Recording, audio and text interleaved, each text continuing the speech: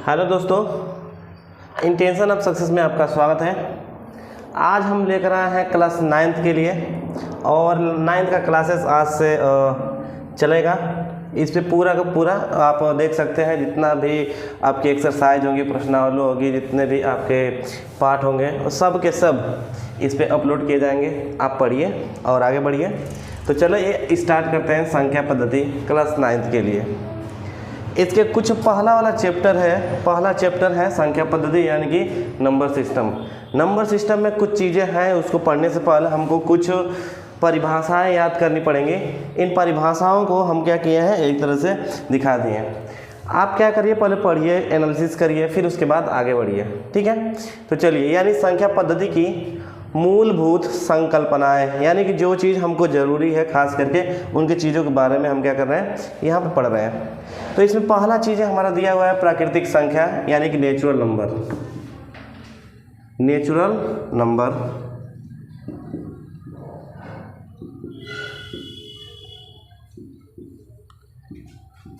प्राकृतिक संख्या होता क्या है कि जिन संख्याओं की सहायता से हम गिनती का काम लेते हैं या फिर जिनकी सहायता से वस्तुओं की गणना की जाती है, उन्हें धन पूर्णांक या फिर प्राकृतिक संख्याएं कहते हैं।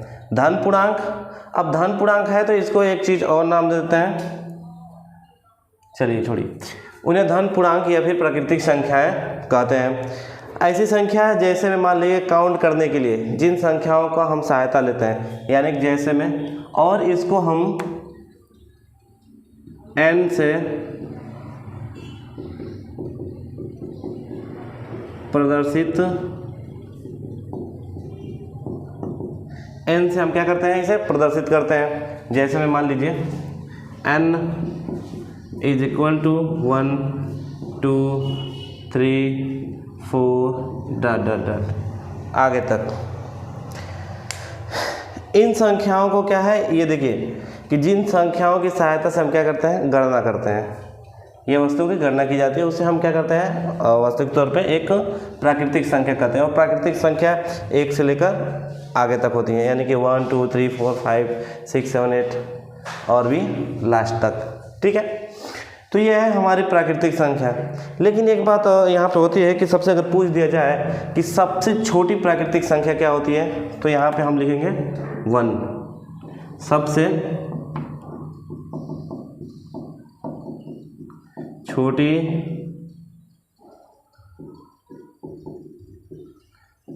प्राकृतिक संख्या हमारा क्या होता है, 1 होता है। ये चीज़ें कभी कभी हमारा ऑप्शनल में पूछ देता है कि ये बताइए कि सबसे छोटी प्राकृतिक संख्या कौन सी होती है। तो जब तक हमको याद नहीं रहेगा तब तक हम क्या करेंगे, उसको हल कर ही नहीं पाएंगे। इसलिए इसको बहुत याद करना जरूरी है कि सबसे छोटी प्राकृतिक संख्या होता कौन है। दूसरा है पूर्ण संख्याएं। पूर्ण संख्याएं यानी कि होल नंबर।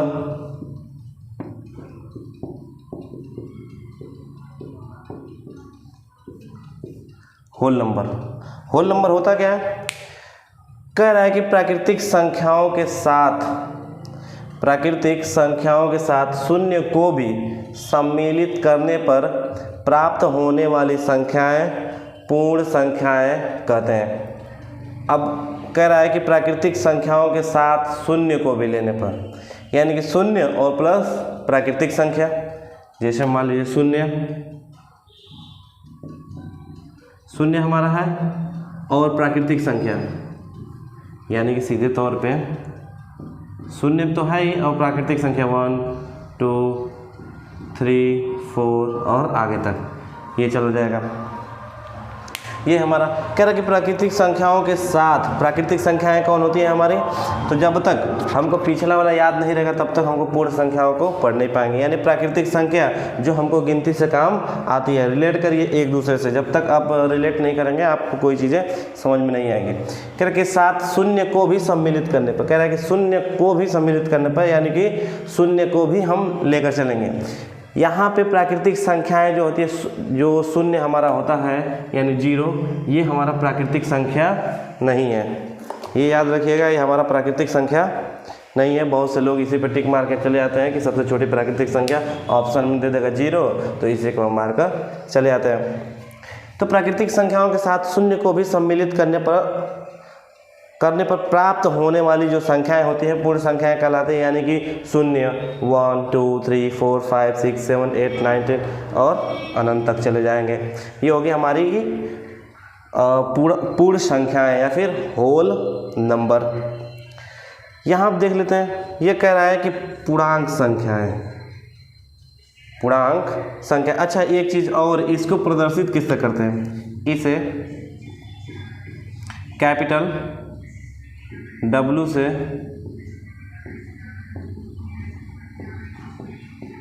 प्रदर्शित करते हैं। इसे किससे प्रदर्शित करते हैं? W से प्रदर्शित करते हैं, यानी कि W is equal to 0 1 2 3 4 dot dot, ये अनंत तक चले जाएंगे। यानी कि 0 प्लस प्राकृतिक संख्याएं, यानी कि 0 भी हो और क्या हो, प्राकृतिक संख्या भी हो, तो हमारा कहलाएगा पूर्ण संख्या फिर होल नंबर। यहाँ पे पूर्णांक संख्याएं, पूर्णांक संख्याएं क्या होता है? कह रहा है कि पूर्णांक संख्याएं यानी कि इंटेजर,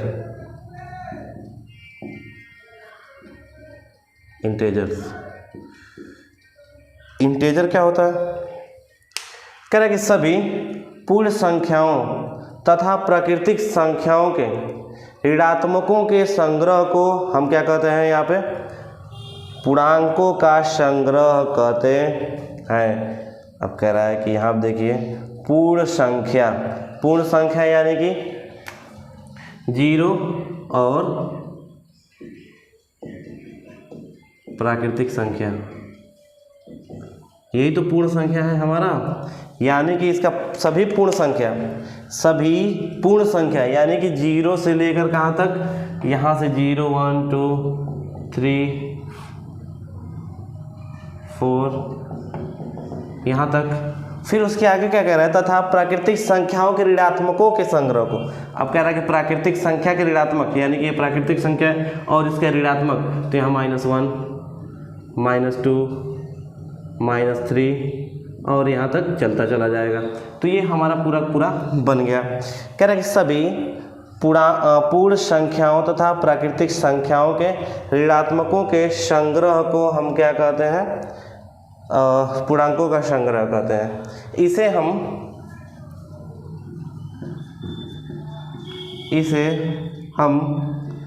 Z से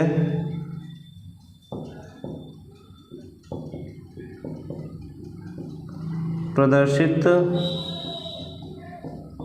करते हैं, इसे हम Z से प्रदर्शित करते हैं। अब Z बराबर होगा क्या, ये देख लेते हैं। Z इज इक्वल टू, कह रहा है कि डॉट डॉट डॉट डॉट, इसलिए कि ताकि इसके पहले भी संख्या है, ठीक है, यानी कि -3 -2 -1 0 1 2 3 डॉट डॉट, ये यानी कि यहाँ पे -3 से भी पहले है और 3 के भी बाद है संख्या। ये हमारी कहलाएंगी इंटेजर या फिर पूर्णांक संख्याएं, ये हमारी कहलाएंगी पूर्णांक संख्याएं। अब अगर कोई पूछ देगा सबसे छोटा पूर्णांक संख्या क्या है, तो हम छोटे पूर्णांकों को हम नहीं ले पाएंगे, क्योंकि उससे भी छोटा एक चीज़ हमारा आ जाएगा उसके आगे। अगर हम 100 लेंगे तो उससे भी छोटा एक, अगर एक हम 100 ले रहे हैं -100, तो उससे भी छोटा एक -101 भी हो सकता है। तो छोटा नहीं ले सकते हैं, एक छोटा होगा फिर उससे भी छोटा होगा, ठीक है। तो यहाँ पे निहित नहीं है। लेकिन अभी ये देख लेते हैं कि जो हमारा इंटेजर होता है वो 3 प्रकार का होता है। इंटेजर जो होता है वो कितना प्रकार का है? 3 प्रकार का होता है। पहला होता है हमारा धनात्मक पूर्णांक, धनात्मक पूर्णांक। दूसरा होगा ऋणात्मक पूर्णांक और तीसरा होगा उदासीन पूर्णांक। ये होता है हमारा पॉजिटिव इंटीजर,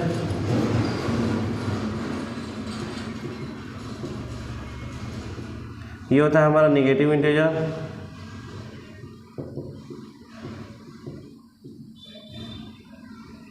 ये होता है हमारा न्यूट्रल इंटीजर, न्यूट्रल इंटीजर।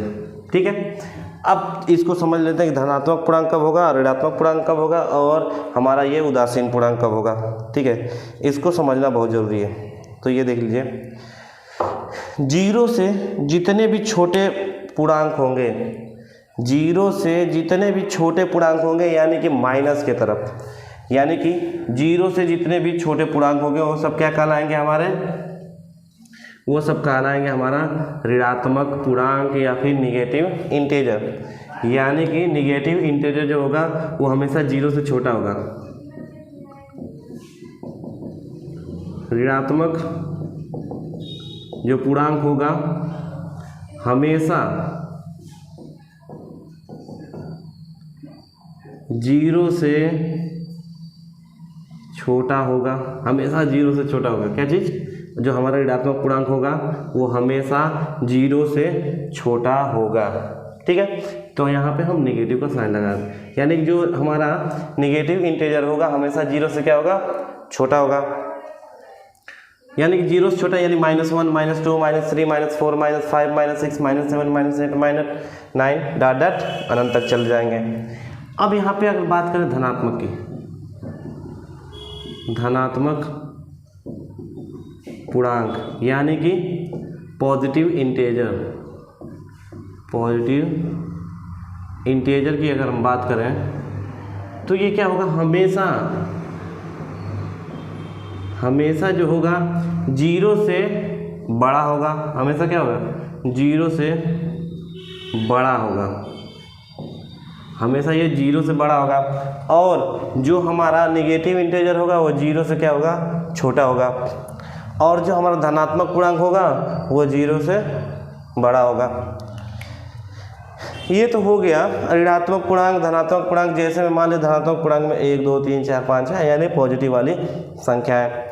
दो चीज़ तो हो गया हमारा। यहाँ पे देख लीजिए, ऋणात्मक वाला हो गया, धनात्मक वाला हो गया। अब बच गया हमारा क्या चीज़, बस एक ही चीज़ बच गया, जीरो, यानी कि उदासीन पूर्णांक।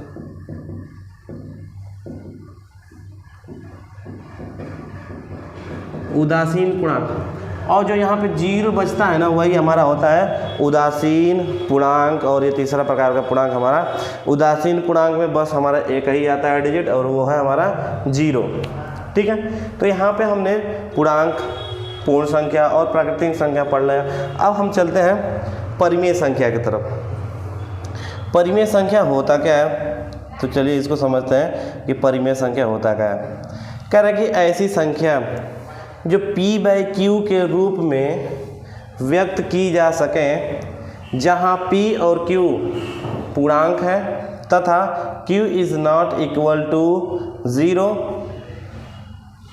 तथा p एवं q में कोई गुणनखंड उभयनिष्ठ न हो, परिमेय संख्याएं कहलाती हैं। अब ये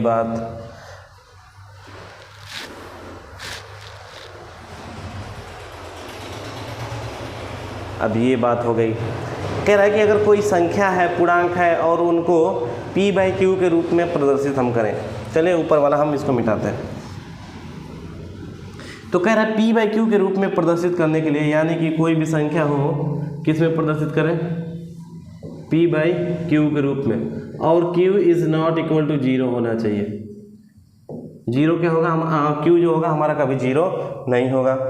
ठीक, हमारा p 0 हो सकता है लेकिन q 0 नहीं हो सकता है, क्योंकि उसकी वैल्यू क्या आ जाएगी, फिर अमान्य आ जाएगी। ठीक है, अपरिभाषित आ जाएगा, तो उसका हमको वो हमारा क्या होगा, परिमेय संख्या नहीं होगा। यहाँ पे हमको क्या चाहिए, p/q के रूप में होगा। अब जैसे कोई ला के कह दिया √5 बताइए, तो ये तो हमारा परिमेय संख्या है नहीं, इसको हम p/q के रूप में प्रदर्शित नहीं कर सकते हैं।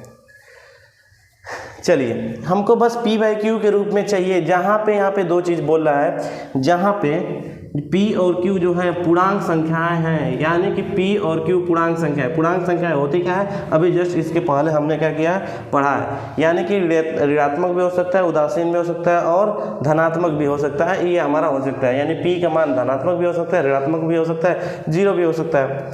q बस 0 नहीं हो सकता, बाकी सब 0 हो सकता है। ठीक है, तो ये हमारा पी बाई क्यू के रूप में प्रदर्शित करता है। एक चीज़ और दिया है कि पी एवं क्यू में कोई भी गुणनखंड उभयनिष्ठ नहीं होना चाहिए। अब एक के अलावा और भी कोई अंक जो है उभयनिष्ठ नहीं होना चाहिए। तो यहाँ पे देख लेते हैं, जैसे में हम मान लिया यहाँ पे कह रहा है कोई भी संख्या p बाई क्यू के रूप में हो, लेकिन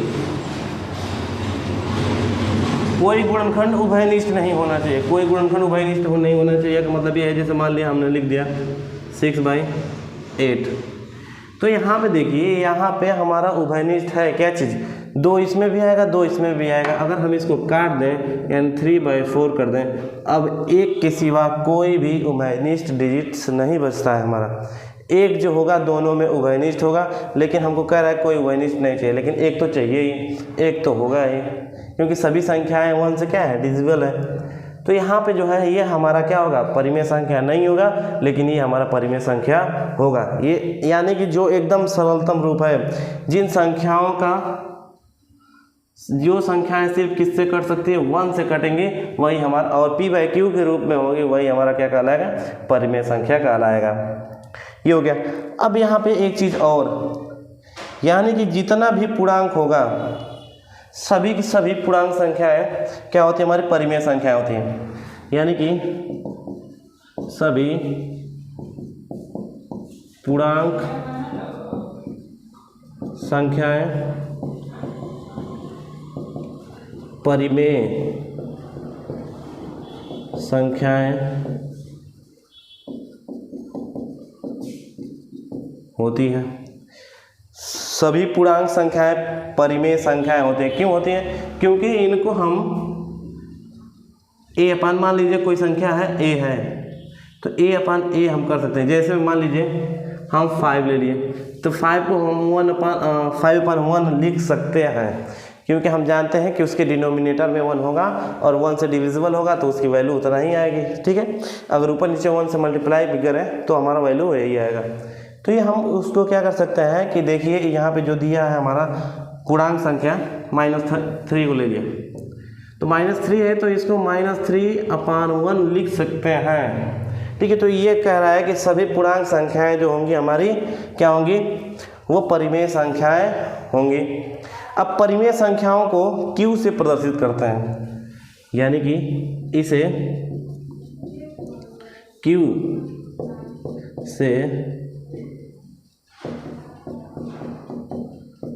से प्रदर्शित करते हैं। इसे हम Q से प्रदर्शित करते हैं। तो चलिए यहाँ पे ऊपर लिखते हैं थोड़ा, इसे हम Q से प्रदर्शित करते हैं। तो यहाँ पे यानी Q is equal to P by Q, जहाँ P और जो Q है वो पूर्णांक है, और Q is not equal to 0 होना चाहिए। Q is not equal to क्या होना चाहिए, 0 होना चाहिए। इसको हम ये भी लिख सकते हैं, P और Q belongs to Z। P और Q के हैं बिलोंग्स टू Z है। लेकिन एक चीज़ और, यहाँ पे हमने लिखा है Q is not equal to 0, यानी कि Q तो भले ही पूर्णांक संख्या है, लेकिन 0 हम उसको नहीं कर सकते हैं, क्योंकि अगर 0 कर देंगे तो हमारा संख्या है पूरा अपरिभाषित आ जाएगी, और अपरिभाषित हमारा कोई भी इसमें से होगा नहीं। तो यहाँ पे हमने क्या किया है कि हमने पूर्णांक लिखा है, but Q is not equal to 0 भी लिखा है। उसको ध्यान में रखते हुए आपको सवाल लगाने होंगे, अन्यथा पूरा का पूरा हमारा गलत हो जाएगा। ये थे कुछ परिभाषाएं, मूलभूत संकल्पनाएं, इनको समझिए क्या कहते हैं। आगे चल के इन्हीं से रिलेटेड हमारे क्वेश्चन उसमें होंगे।